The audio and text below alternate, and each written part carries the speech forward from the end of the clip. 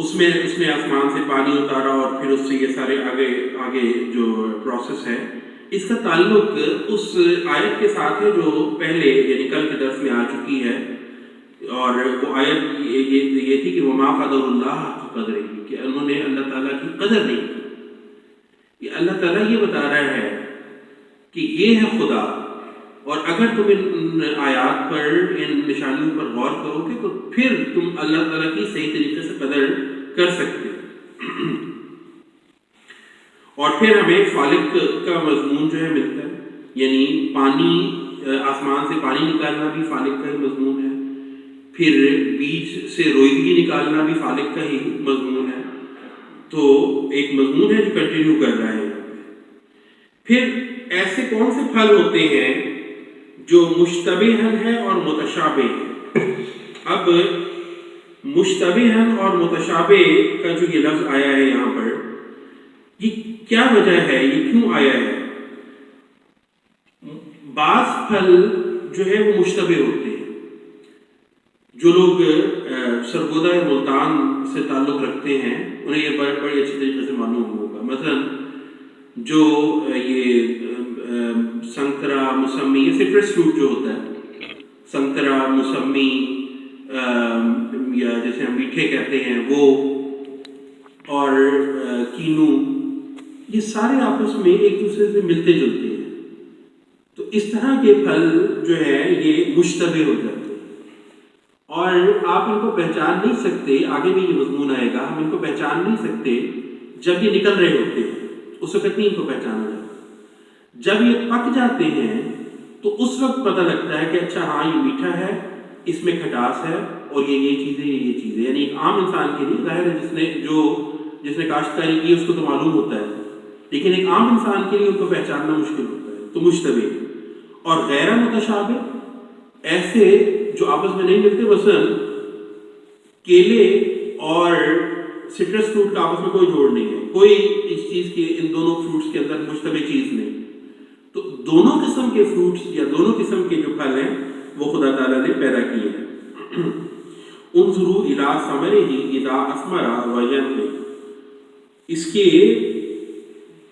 پھل کی طرف دیکھو، غور کرو، وینعم، اور اس کے پکنے کی طرف۔ اب یہ خاص طور پر جو اس پروسیس میں اس سٹیپ پہ غور کرایا گیا ہے اللہ تعالیٰ کی طرف سے، تو حضرت خلیفہ مفسر رابع رحمہ اللہ تعالیٰ نے فرمایا وہی بات جو ابھی ہو رہی تھی کہ جب تک یہ ان کا پکنے کا پروسیس شروع نہ ہو اس وقت تک ان کے اندر تمیز کرنا بڑا مشکل ہوتا ہے کہ کون سا میٹھا ہے، کون سا سنترا ہے، کون سا جو ہے وہ کینو ہے۔ اور دوسری بات خاص طور پر یہ جو اس کی طرف توجہ دلائی ہے، یہ جو پکنے کا عمل ہوتا ہے یہ ساروں کا تقریباً ایک جیسا ہوتا ہے۔ فرمایا کہ کاربوہائیڈریٹس بن رہے ہوتے ہیں کاربن ڈائی آکسائڈ کے استعمال سے، لیکن اس پروسیس میں، اس پکنے میں اتنی زبردست قسم کے کیمیکل چینجز اس کے اندر آ جاتے ہیں کہ جب یہ پکتے ہیں تو ان میں سے ہر کسی کا ذائقہ مختلف ہوتا ہے، ہر کسی کی لذت مختلف ہوتی ہے۔ تو اللہ تعالیٰ نے اس کو بنیادی طور پہ ایک اپنی نشان کے طور پہ پیش کیا ہے۔ اور پھر وہی مضمون ہے آخر میں کہ ان فی ذالکم لآیات لقوم یؤمنون، کہ اس کے اندر ایمان رکھنے والی قوم کے لیے کے نشانات ہیں۔ اور پھر اس کی طرف موڑا گیا ہے وما قدر اللہ حق قدرہ، تم لوگ ایمان لے کر آئے ہو، ان چیزوں پر غور کیا، غور کرو گے تو تم اللہ تعالیٰ کی قدر کرنے والے ہو گے۔ اگر تم غور نہیں کرو گے تو تم بھی پھر انہیں لوگوں میں شامل ہو جاؤ گے جو اللہ تعالیٰ کی قدر یا اللہ تعالیٰ کی نعمتوں کی قدر جنہوں نے نہیں کی۔ وَجَعَلُوا لِلَّهِ شُرَكَاءَ الْجِنَّ وَخَلَقَهُمْ وَخَرَقُوا لَهُ بَنِينَ وَبَنَاتٍ بِغَيْرِ عِلْمٍ، اور انہوں نے جنوں کو اللہ کے شریک بنا لیا ہے جبکہ اسی نے انہیں پیدا کیا ہے، اور انہوں نے بغیر کسی علم کے اس کے لیے بیٹے اور بیٹیاں گھڑ لیے ہیں۔ سبحانہ وتعالی عما یصفون، وہ پاک ہے وہ اور اس سے بہت بلند ہے جو وہ بیان کرتے ہیں۔ جنوں سے مراد ہے ایسے بااثر لوگ جن کو انسان جو ہے وہ شریک بنا لیتا ہے اور خدا تعالیٰ سے نہیں ڈرتا لیکن ان سے زیادہ ڈرتا ہے اور ان کا اثر اس کے اوپر زیادہ ہوتا ہے۔ آیت نمبر 102 بدیع السماوات والارض، وہ آسمانوں اور زمین کا عدم سے پیدا کرنے والا ہے، انا یکون لہ ولد ولم تکن لہ صاحبہ، اس کی کوئی اولاد کہاں سے ہو گئی جبکہ اس کی کوئی بیوی ہی نہیں، وخلق کل شیء وہو بکل شیء علیم، اور اس نے ہر چیز کو پیدا کیا اور وہ ہر چیز کا خوب علم رکھتا ہے۔ بدیع السماوات والارض، جس کچھ بھی نہیں تھا، عدم، اس سے اس نے آسمانوں اور زمین کو پیدا کیا ہے۔ خالق نہیں ہے بلکہ خالق کے ساتھ ساتھ بدیع السماوات بھی ہے، کیونکہ ہلکا سا میں بتا دیتا ہوں کہ جو آریہ مذہب تھا یا ہندوؤں کا، اس میں یہ تھا کہ جو روحیں اور ذرات ہیں یہ ہمیشہ سے ہیں، اور خدا تعالیٰ نے ان روحوں اور ذرات کو جوڑ جوڑ کے تخلیق کی ہے۔ یہاں اللہ تعالیٰ یعنی بدیع السماوات والارض کا استعمال کر کے اس طرح کے مفروضے کی جو ہے بہتری کر دی گئی کہ اللہ تعالیٰ وہ ہے جب کچھ نہیں تھا اس نے آسمانوں اور زمین کو پیدا کیا۔ انا یکون لہ ولد ولم تکن لہ صاحبہ، تم جو یہ بیٹے بیٹیاں اس کے لیے بناتے ہو، اس کے لیے بیٹا بناتے ہو، خاص طور پہ عیسائی بناتے ہو، کیسے اس کا بیٹا ہو سکتا ہے جبکہ اس کی کوئی بیوی ہی نہیں ہے، صاحبہ، بیوی ہی نہیں۔ قریباً مسیح رابع رحمہ اللہ تعالیٰ نے فرمایا کہ اس آیت کو لے کر میں نے عیسائی اور خاص طور پہ یہوہ وٹنس والے جو ہیں ان کے ساتھ ان کو ایسی یعنی دلیل دی کہ اس کا کوئی ان کے پاس جواب نہیں تھا کہ تم جو یہ کہتے ہو کہ حضرت عیسیٰ علیہ السلام اللہ تعالیٰ کے بیٹے ہیں تو پھر ان کی کوئی بیوی بھی ہوگی، تو حضرت مریم علیہ السلام تمہارے عقیدے کے مطابق کیا ہے؟ ان کی بیوی ہیں۔ اگر تو وہ ان کی بیوی تھیں اور اگر مسٹریس تھیں، اگر تو بیوی تھیں تو پھر یوسف سے شادی کیوں ہوئی بعد میں؟ اگر کہتے ہو کہ یوسف سے شادی بھی ہو گئی یعنی گویا اللہ خود نعوذ باللہ خدا کی بھی بیوی تھی، خدا باپ کی بھی بیوی تھی اور یوسف کی بھی بیوی بن گئی، تو یہ تو پھر ایڈلٹری ہو گئی، پھر تو یہود کا الزام صحیح ثابت ہو گیا۔ اور اگر یہ کہتے ہو کہ وہ بیوی نہیں تھی، مسٹریس تھیں، تو پھر بھی یہود کا الزام صحیح ثابت ہوتا ہے کہ نعوذ باللہ من ذالک مسیح جو تھا وہ ایک نعوذ باللہ من ذالک ناجائز اولاد تھی اور وہ اولاد تھی معتبر۔ تو اس لحاظ سے حضور فرماتے ہیں کہ ان کے پاس کوئی جواب نہیں ہوتا پھر ان باتوں کا۔ آیت نمبر 103 ذالکم اللہ ربکم، یہ اللہ تمہارا رب ہے، لا الہ الا ہو، اس کے سوا کوئی معبود نہیں، خالق کل شیء فاعبدوہ، ہر چیز کا خالق ہے بس اس کی عبادت کرو، وہو علی کل شیء وکیل، اور وہ ہر چیز پر نگران ہے۔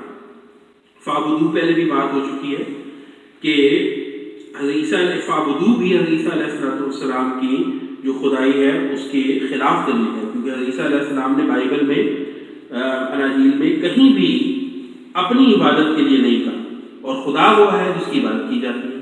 ہمیشہ حضرت عیسیٰ علیہ السلام نے خدا کی عبادت کے لیے کہا ہے، کبھی اپنی یا روح القدس کی عبادت کے لیے نہیں کہا۔ آیت نمبر 104 لا تدرکہ الابصار وہو یدرک الابصار وہو اللطیف الخبیر، آنکھیں اس کو نہیں پا سکتی، ہاں وہ خود آنکھوں تک پہنچتا ہے اور وہ بہت باریک بین اور ہمیشہ باخبر رہنے والا ہے، وہ بہت لطیف اور بہت باخبر رہنے والا ہے۔ ادرکا، ادراک ہونا یا درک ہونا، کسی چیز کی گہرائی میں جا کے اس کی کنوں کی واقفیت ہو جانا، اس کو درک کہتے ہیں۔ اللہ تعالیٰ تک جو مضمون ہے وہ یہ ہے کہ اللہ تعالیٰ تک کوئی آنکھ، کوئی سوچ، کوئی دلی جذبہ، کوئی کوشش، کوئی تصور اس وقت تک نہیں اللہ تعالیٰ تک پہنچ سکتی جب تک کہ اللہ تعالیٰ کی طرف سے نور رہنمائی کے لیے نہ ہو۔ اس لیے کوئی ایسا اگر کوئی قوم ہے جس کا آغاز جو ہے مشرک قوم، جس کا آغاز جو ہے وہ توحید سے نہیں ہوا، تو ہم یہ دیکھیں گے کہ کبھی یہ نہیں ہوگا کہ خود بخود جو ہے with the passage of time ایک ایولیوشن کے تحت جو ہے وہ ان کا ایولیوشن کے تحت جو ہے ان کا جو ان کے اندر توحید توحید کا جو مضمون جو ہے وہ جاری ہوتا ہے، کبھی ایسا نہیں ہوتا۔ ہاں اس کے خلاف ضرور ہوتا ہے کہ جو مذہب ہیں جہاں اللہ تعالیٰ کی طرف سے جو مذاہب ہیں اور جو قومیں ہیں خدا تعالیٰ کی طرف سے نور حاصل ہوا اور مذہب آیا اور توحید سے آغاز ہوا، جس طرح اس نور سے وہ دور ہوتے جاتے ہیں ان کے اندر شرک پھیلتا ہے۔ تو اللہ تعالیٰ کی توحید کے قیام کے لیے خدا تعالیٰ کے نور کی ضرورت بھی ہے۔ پھر یہ جو آیت ہے یہ جواب ہے اس ایک سوال کا یا اعتراض کا کہ خدا تعالیٰ اگر ہے تو وہ نظر کیوں نہیں آتا۔ اس آیت میں اللہ تعالیٰ نے اس کا جواب دیا ہے، لا تدرکہ الابصار، کوئی آنکھ اس تک نہیں پہنچ سکتی، وہو یدرک الابصار، اور وہ آنکھوں تک پہنچتا ہے، نظر تک پہنچتا ہے، وہو اللطیف الخبیر، وہ لطیف ہے۔ لطیف کون سی چیز ہوتی ہے؟ وہ صرف لطیف نہیں ہے، اللطیف ہے۔ لطیف کون سی چیز ہوتی ہے؟ لطیف وہ چیز ہوتی ہے جس کا کوئی جسم نہ ہو۔ تو یہ کیسے ممکن ہے کہ تم اپنی جسمانی آنکھوں سے ایک ایسے وجود کو دیکھ سکو جو جس کا جسم نہیں ہے بلکہ وہ اللطیف ہے؟ وہ سب سے زیادہ لطیف چیزوں میں سے لطیف تر ہے، ترین ہے۔ اور لطیف چیزوں کا وجود ہمارے ہاں ہے، یہ ضروری نہیں ہے کہ اگر مجھے ایک چیز نظر آ رہی ہے تو ہی میں اس کے وجود کو مانوں۔ مثلا ہوا ہمیں نظر نہیں آتی، آکسیجن ہمیں نظر نہیں آتی، اسی طرح جو کرنٹ ہے، برقی لہریں ہیں، وہ ہمیں نظر نہیں آتی، لیکن ہم اس کے افیکٹ سے، اس کے وجود کے حوالے سے جان سکتے ہیں، چیزوں کے وجود کے حوالے سے۔ اور ہم میں سے اگر کوئی یہ کہے، ہزاروں انسان بھی آئے ہمارے سامنے یہ کہیں کہ ہوا کا کوئی وجود نہیں ہے، کرنٹ کا کوئی وجود نہیں ہے، تو ہم نہیں مانیں گے ان کی بات۔ اس کی وجہ یہ ہے کہ ان کے افیکٹ جو ہیں وہ ہمیں دکھا رہے ہیں کہ وہ چیزیں ہیں۔ اب خدا جو ہے وہ اللطیف ہے، لطیف ترین چیزوں میں سے بھی لطیف ترین ہے، بلکہ لطیف چیزوں کا پیدا کرنے والا ہے۔ تو یہ کس طرح ممکن ہے کہ وہ جسمانی ہو سکتا ہے؟ لیکن دوسری طرف خدا کو یہ معلوم ہے کہ یہ جو انسان ہے جس کو میں نے پیدا کیا ہے، اس کی فطرت میں ہے کہ یہ اپنے پیدا کرنے والے کو جاننا چاہتا ہے، تو اس نے ہمیں اکیلا نہیں چھوڑا۔ وہو یدرک الابصار، تم اسے نہیں دیکھ سکتے، وہ تم تک پہنچے گا، وہ ایسی دلیلوں کے ذریعے، اپنی وحی کے ذریعے، اپنے الہام کے ذریعے تم تک پہنچے گا اور تمہیں اپنے ہونے کا احساس دلائے گا۔